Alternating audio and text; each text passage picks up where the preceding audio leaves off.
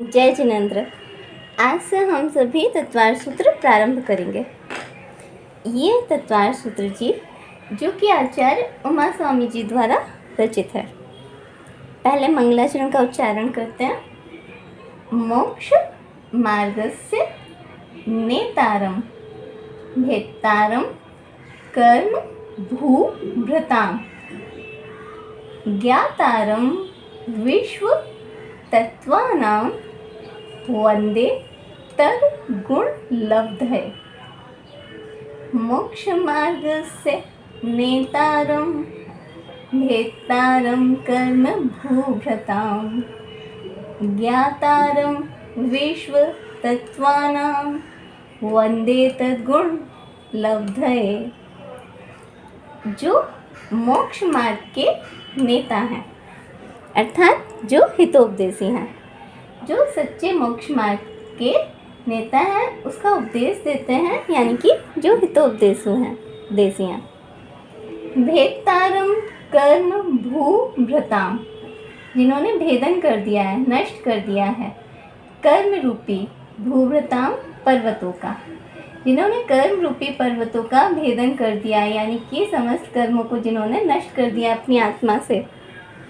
ऐसे वीतरागी, कर्मों के नष्ट होने से उनका राग द्वेष समाप्त हो गया है, इसलिए वो वीतरागी कहलाए। ज्ञातारम विश्व तत्वानां, जो विश्व के समस्त तत्वों के ज्ञाता हैं, जो तीनों लोकों को चराचर जानते हैं, ऐसे सर्वज्ञ प्रभु को मैं वंदे नमस्कार करता हूँ। तद, उनके समान गुणों की लब्धे, प्राप्ति के लिए, उनके समान उनके जैसे गुणों की प्राप्ति के लिए मैं उन जिनेंद्र भगवान को नमस्कार करता हूँ, जो मोक्ष मार्ग के नेता हैं, कर्म रूपी पर्वतों का जिन्होंने भेदन कर दिया है, समस्त कर्मों को नष्ट कर दिया है जिन्होंने, और विश्व के समस्त तत्वों के जो ज्ञाता हैं, जो वीतरागी हैं, सर्वज्ञ और हितोपदेशी हैं, ऐसे जिनेंद्र भगवान को मैं वंदन करता हूँ, नमस्कार करता हूँ। तद गुण, उनके समान गुणों की लब्धे, प्राप्ति के लिए, उनके जैसे गुणों की प्राप्ति के लिए मैं उनको सर नवा के नमस्कार करता हूँ। ये ग्रंथ आचार्य उमा स्वामी जी द्वारा रचित है। इस महान ग्रंथ पर अनेक आचार्यों ने टीकाएं की है, जैसे आचार्य पूज्यपाद स्वामी जी ने सरवार सिद्धि जी, आचार्य भट्ट अक्लंक देव ने तत्वार्थ वार्तिक, आचार्य विद्यानंदी जी ने श्लोक वार्तिक और आचार्य अभयनंदी जी ने तत्वार्थ वार्तिक, आचार्य शिवकोटि जी ने रत्नमाला टीका की है और आचार्य भास्कर नंदी जी ने सुखबोधा टीका की है।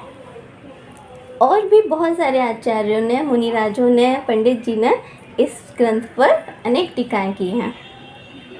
अब सबसे पहले हम जानते हैं इस ग्रंथ में कितने अध्याय हैं, क्या है। इस ग्रंथ में कुल मिला के 10 अध्याय हैं, जिसमें 7 तत्वों का वर्णन है। 357 कुल मिला के सूत्र हैं।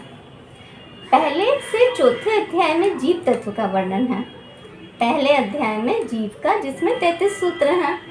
दूसरे अध्याय में भी जीव तत्व का है, जिसमें 53 सूत्र हैं। तीसरे अध्याय में जीव तत्व का वर्णन है, 39 सूत्र हैं।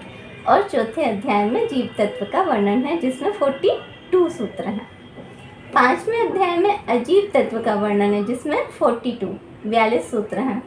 छठवें में आश्रव तत्व का वर्णन है, 27 सूत्र हैं। सातवें में भी आश्रव है, जिसमें 39 सूत्र हैं।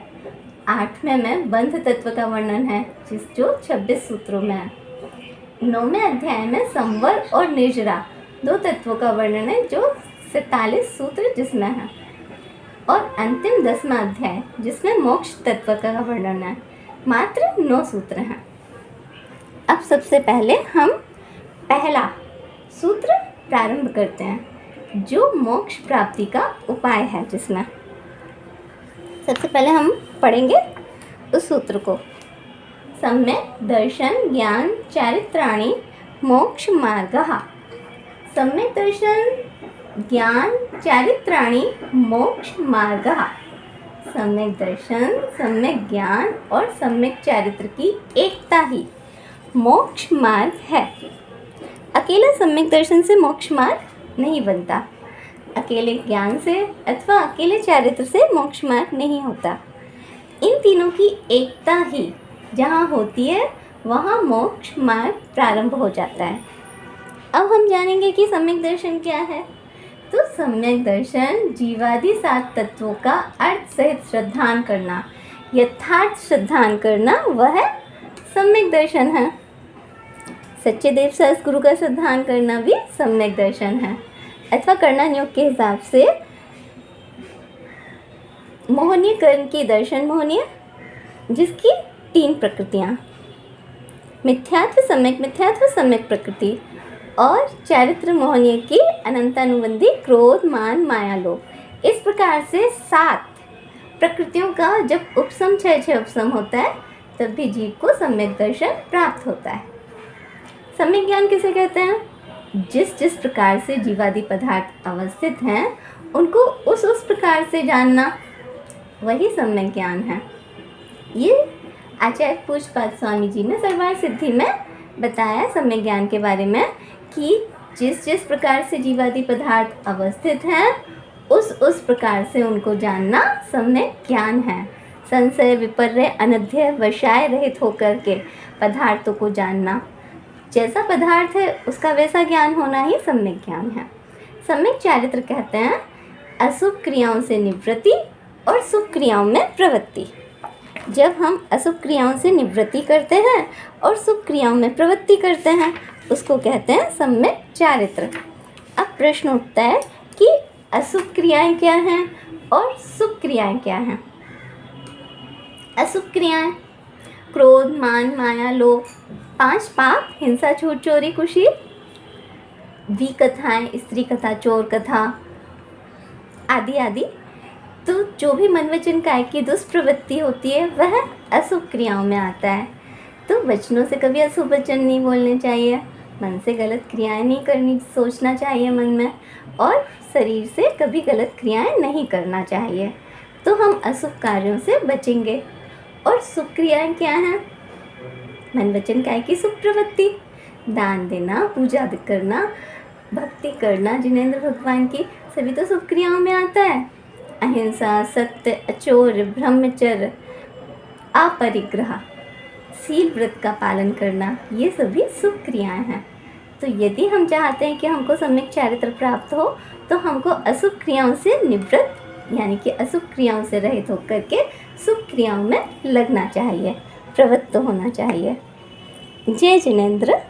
आज के लिए बस इतना ही।